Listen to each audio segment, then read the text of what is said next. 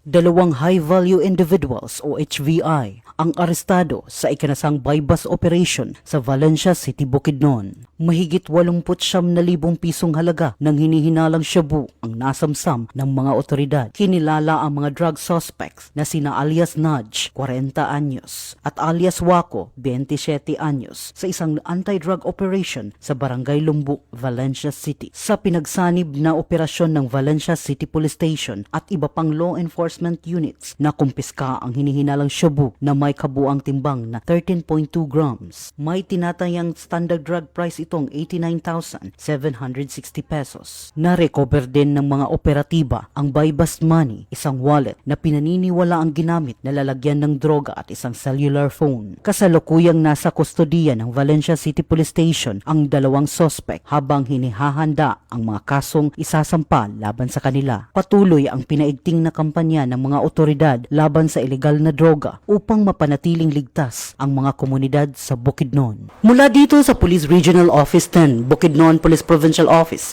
ako ang iyong PNN correspondent, Police Corporal Michelle Gulay Abatayo, alagad ng batas, tagataguyod ng Balitang Pulis.